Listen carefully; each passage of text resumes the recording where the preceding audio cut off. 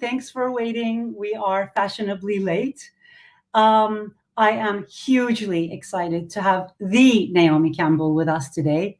Naomi and I met a few years ago in a very romantic setting at a wedding, and we've collaborated since. And she has very kindly agreed to be the highlight of our I Am Remarkable week. As many of you know and have been commenting, I Am Remarkable is a great program that celebrates what's special about us. And as such, I can't think of a better person than Naomi to be with us here today. Most of you know Naomi as a supermodel, but she is also a trailblazer, an activist, an amazing philanthropist, especially with her work in Africa. And without further ado, please join me in giving a warm welcome to Naomi. Hi, Yonca. Woo, Naomi, hi. Hello, everyone. Hello. Thank you so much. You're all well and safe. I hope you're well and safe, Yonca. How are you? Thank you. I'm very well. Thanks. I'm in London. All is good. We have you. I was really looking forward to this, Naomi. You're very welcome. Thank you for having me.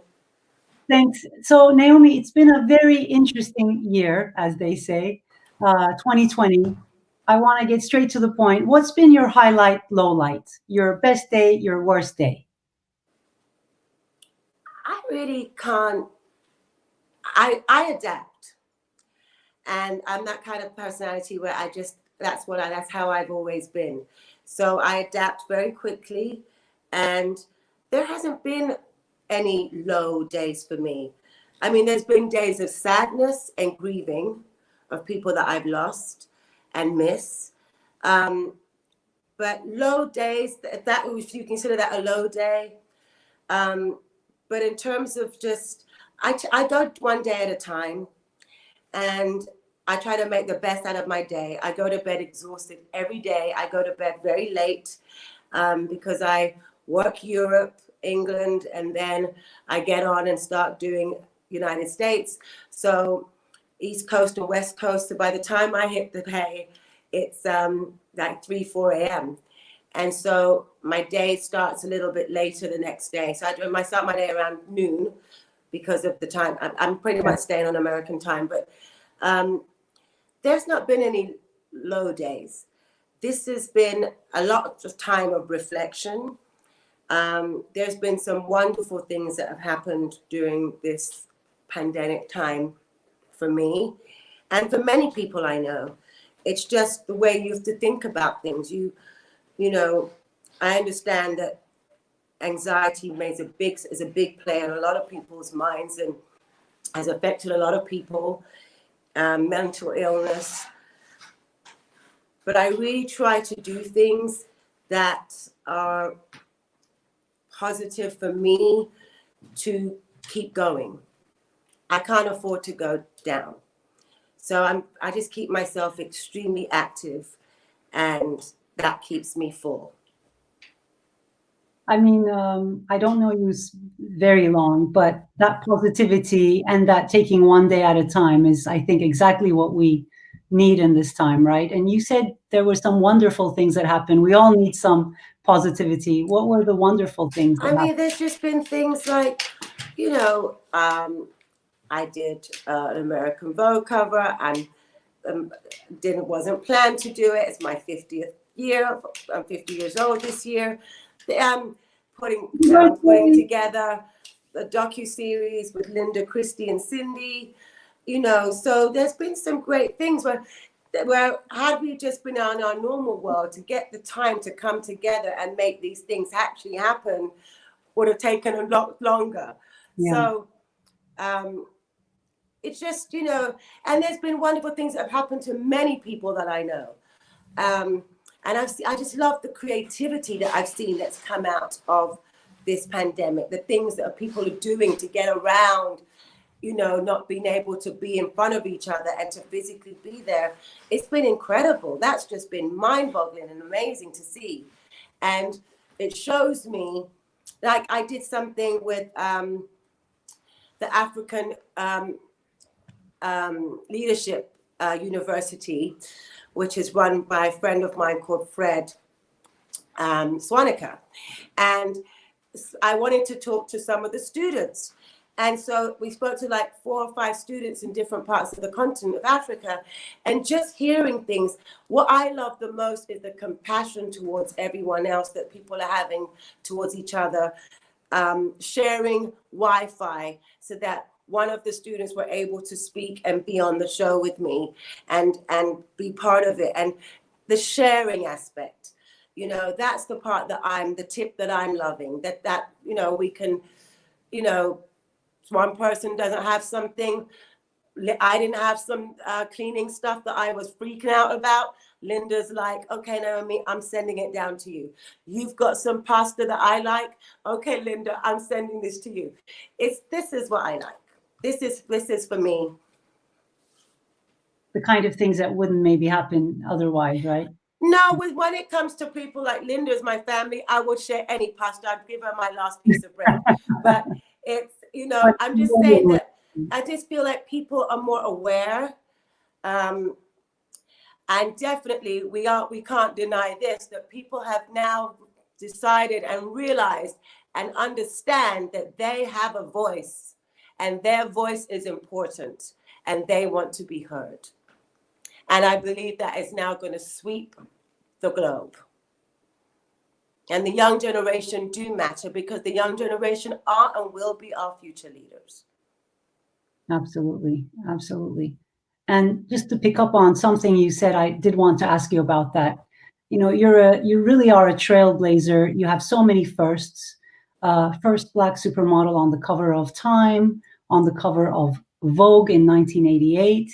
And then you've got the Diversity Coalition that you founded. You do so much for diversity in the fashion industry, but you also mentioned the American Vogue cover. Can you tell us a little bit about that? Why is it so important to you? Well, for me, it was unexpected. And I first shot American Vogue in 1986 with Stephen Meisel. So I did a little BTS behind the scenes on my Being Naomi vlog about it. And so, you know, I've known Anna Wintour for many decades. And, you know, I think we always used to look at like American Vogue. If we could get that cover, you know, then our careers are made. It was like a goal that we all wanted to get to when we started this business. When I found out how, I should say, this business kind of went. And so, I mean, the last time I was on the cover alone was 26 years ago. The last time I was on the cover was with a group of my peers. So it's just, you know, and to be 50, and it just worked out. And I very much loved Fua Hirsch, who I did the interview with, because I got to invite her to my home in London, and it was the day after we had buried my grandmother, and she got to be with me and my mother and my aunts and my school friends and my cousins. And I've never done an interview like that, but I felt that I wanted to open to let people see my family and to hear, and for them to speak about me that they've never done before. My mother has, but not the rest of my family. So in that respect, the whole thing was special to me for that reason. You know, I'm really sorry about your grandmother. Is there something so that we can honor her memory here? Oh, my grandmother has been, I believe my grandmother has been my backbone throughout this whole pandemic since COVID started, because in the sense of being maintained at home and locking down, a lot of things that she used to tell me when I was a child, to do with hygiene, to do with cooking, to do with housework, to do with chores, those things have come into play. Anyone that knows a Jamaican household, having a Jamaican grandmother who's extremely strong, she was the matriarch of our family, you know that with that, there is discipline. And even though as a child, I used to complain about that discipline, it has definitely come into effect in these times. Been very helpful. So my grandmother's with me. I miss her physically, but I feel her spiritually. I'm so glad we honored her memory here. but I can see that in you, not just in this pandemic, but whenever we collaborate on more on the philanthropic side of your work in Africa, you're very switched on, you're always very disciplined, and now I know where that comes from. So respect to your grandmother. The other thing I wanted to ask you is about the intersectionality of being a woman and being Black. I mean, this is I Am Remarkable Week. You are remarkable. You're also very true to your word, true to your power. Can you tell me a little bit more about that?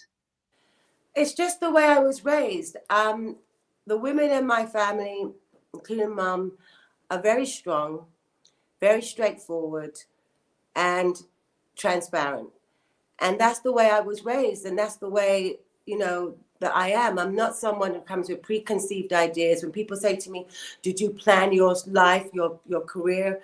I'm going to honestly sit here and tell you, I didn't plan my career. I didn't think I'd be even sitting here at 50 years old. I didn't even think I'd be still modeling at 50 years old.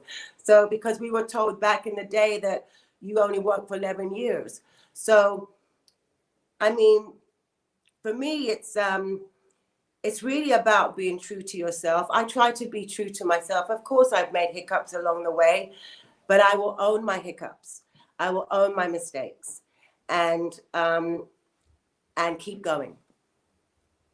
And in the intersectionality of being Black and a woman, I mean, I feel like we've come a long way recently, but then we have.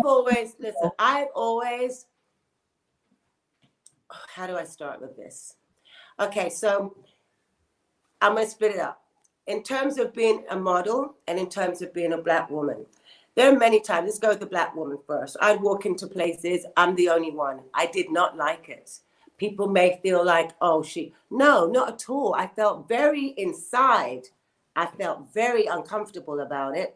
But I was like, I'm going to be here because there's no representation. So I'm not going to leave. And that's what kept me there. But it was not something that I adhered and liked at all. It was something that I was really like, this has to change. As a model, I would speak up. When I understood a little bit more of the business, when I was like 17, 18, and Beth Ann Hardison was a great soundboard to me, as well as like a second mother, where I would call and speak to her and say, this is not right. They want me to do the same amount of work, the same hours, this, but I'm to get less. No, I'm not going to accept that. So I have always spoken up since an early age. And many people will be like, oh, that's difficult. She's this, she's that. Whatever label they want to give it, I didn't really care. I knew that I was being true to my integrity, that I wasn't going to feel like less than. And so whatever names had to go with that, I took it. And yes, I'm a human being. They hurt me. I wouldn't, like I'd hurt anyone, but it's not who I knew that's not who I was. For speaking my truth, then I have to take the hurt and keep going. So that's what I did. But it's not, now I feel like we're all on the same page where everyone feels comfortable they can speak out, but it's not new for me. I'm just still doing me, basically. Go, Naomi. That's why you're remarkable. And so the other question I wanted to ask you is, you're an activist, you're a supermodel, you're a philanthropist. What made you start a YouTube channel, which is now I know, that's why it's so funny, because it's like, I know you're saying, okay, so we love Derek Blasberg. Derek Blasberg's a friend of ours, everyone. And, first of all, I have to be honest, technology scared me. I remember when I heard about Twitter and Instagram and all of this and YouTube, and I'd be like, well, I'm never doing that because I'd have to go to school to learn it because it's a whole thing. Now I'm just doing it. Never thought I would, but that's just the way of life. You got to get with it. And YouTube, when Derek approached me, I was like, nah. But then the thing is, I've had many people approach me over these years, over the decades actually, asking, can we film you? Can we do this? Can we do that? But you're going to just be part of it. You're going to give us yourself. You're just going to be part of it. And we'll pay you a little fee and then goodbye. And I'm thinking to myself, no. It doesn't work that way. That's my words and my life and my image and my copyright that I'm giving you. And you're not just going to have me as a commodity of something that I'm going to be making, that's going to be made off me. So I was like, not interested. So I never took any of these things. And I tried once to do reality with doing the face, which I loved, and mentoring something else that I loved. Anyway, so when Derek approached me with YouTube, I liked the idea more than anything that I would own my content. And that was what the appealing thing was to me, because I think ownership of your content is extremely important, and it has proven to be extremely important during these times. And so I trusted Derek. I trusted the process. I trusted my team. My agent in New York, David, got involved, and we started to build a team, and it started to happen. And I felt comfortable speaking to the camera and showing things that I would never shown before because I own the content. And when people search for you on YouTube or Google, that's what they get. They get the real Naomi. I love it. They get No Filter Tuesdays. No Filter Tuesdays. So you have No Filter Tuesdays, and you have Being Naomi. And Being Naomi started first. Yeah. Which is my vlog. I didn't even know this word vlog. It's all still new to me. And then being No Filter with Naomi started in March. Mm-hmm. Sitting at home after I'd work out, I'd be like, what can I do now? I want to know what my friends are doing. How can we make this into something? It was really just like that. I called Derek. I'm like, Derek, what do you think? Let's do this. Da-da-da-da. Next thing, No Filter was named. Title came up, and we were starting. And I love it because it gets to show people in their comfort zone and speaking freely. It's really a conversation between my guest and I, and you could be just a fly on the wall peeking in. I love the intimacy of it. And I don't want to ever lose that part of it, because I love where it started from and how it was born.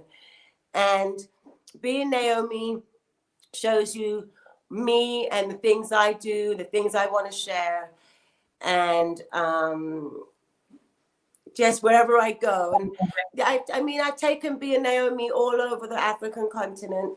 It's been Being Naomi's gone everywhere in terms of, it's a little different though to now, as well as I know when I go to work, the team are there, production, photographer, hair and makeup. Now, I mean, I don't travel with hair and makeup in that sense for my vlog, but now I have to have with me the camera person, and it's a little different, but it's now part of my life, and yeah. I'm enjoying it, I must say. Yeah, we're all enjoying it. So thank you. And also, I want to just do a shout out to Derek, because he really is amazing. I'm so glad he convinced you. I deeply admire him and adore him.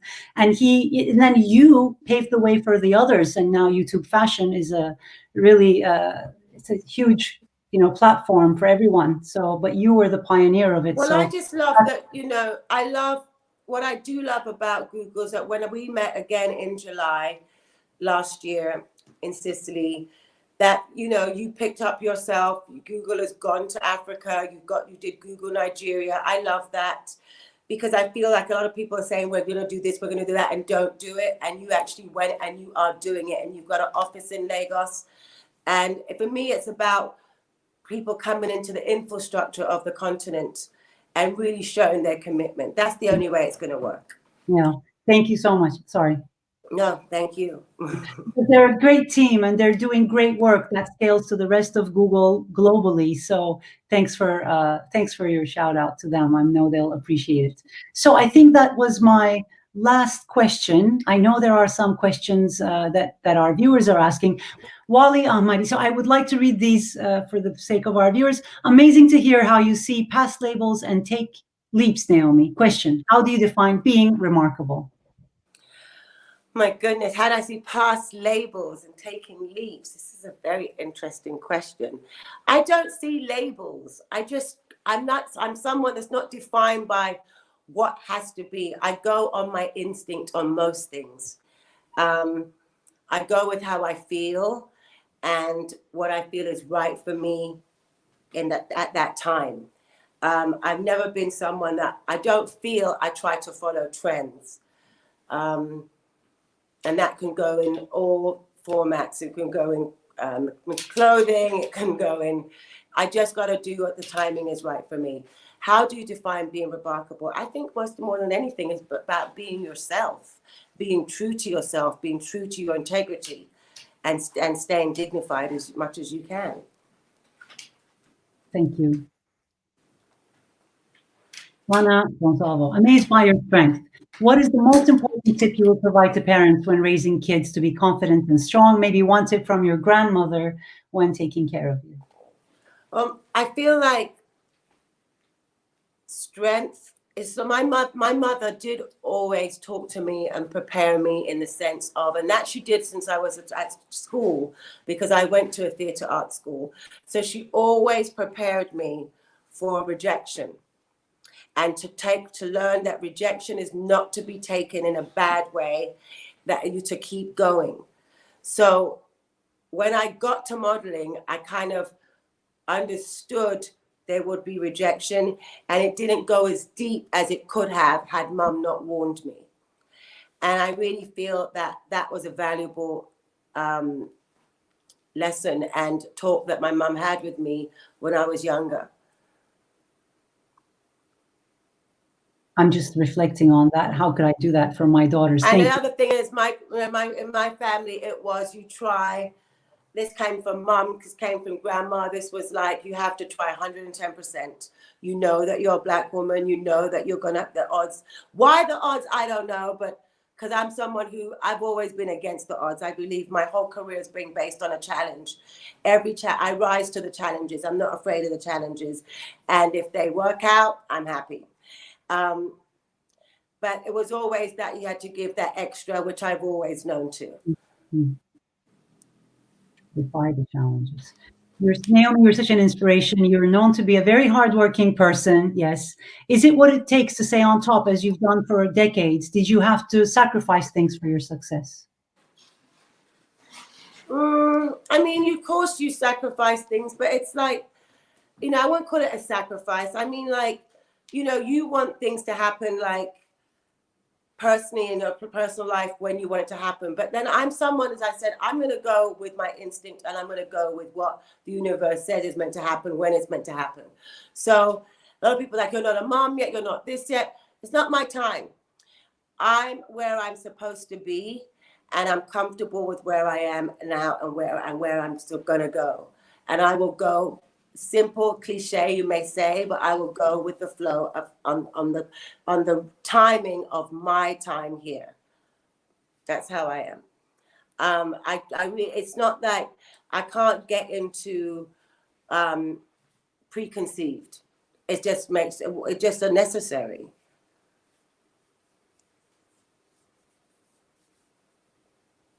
What is your view on fashion and sustainability, and how can they work together in the future, Tracy? I do feel that there's a lot of, and Anna Wintour has said this, and I second this. I feel that there's a lot of waste in our business, and I feel like through this whole time of the pandemic, that I feel fashion is going to be so much more focused and putting more into sustainability.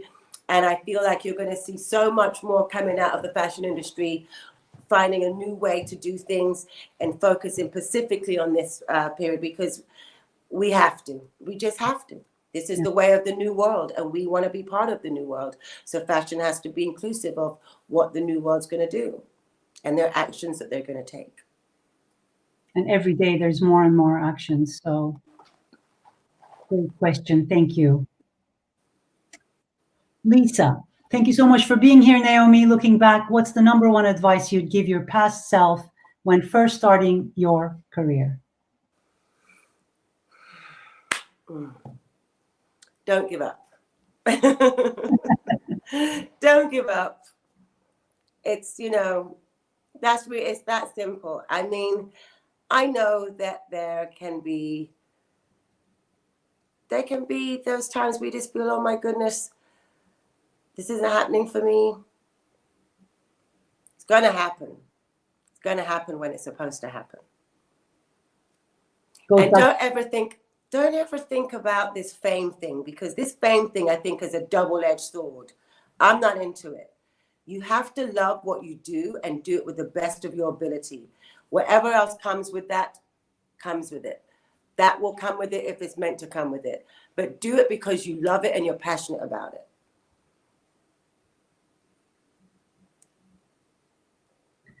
Julia, what are you most proud of when it comes to your heritage? I am a proud Black woman, Jamaican Chinese ancestry, obviously African descent. And I love the African continent. I love Jamaica. I embrace my Chinese ancestry, Jamaican Chinese ancestry. I'm happy. I've always loved being me, in the sense of my skin color. Yes, I wear wigs and I have straight hair, curly hair, whatever hair. It's an accessory. It doesn't change and define me of who I am inside and what my core values are. I love that. Martha's in my team.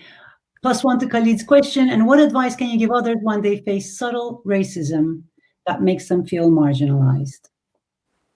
And what advice can you give on others when they the microaggressions. I mean, that's, I've said this and I'll say it again. I'd rather deal and know the person I'm dealing with or the situation of racism, which I never used to say this word for so many years. I have to say, because it's too easy to say, I didn't get this because they're racist. Nah, that wasn't coming out of my mouth. It would be more of they're territorial, they've got their opinion, they don't want to change their opinion. Okay, I'm going to find another way to get what I want. I don't like subtle racism.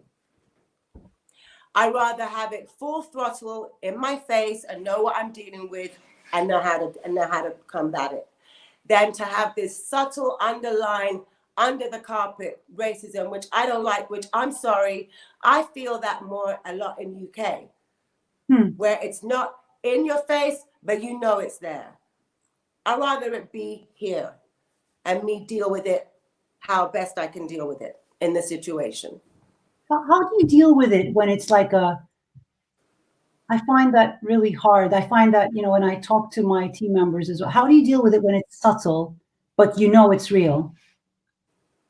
It's a difficult question, actually, because it's a hard one.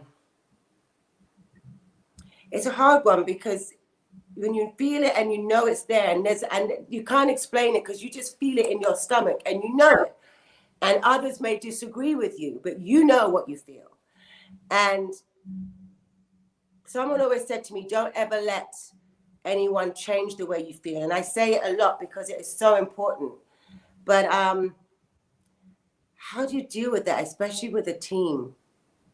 I think you have to address it.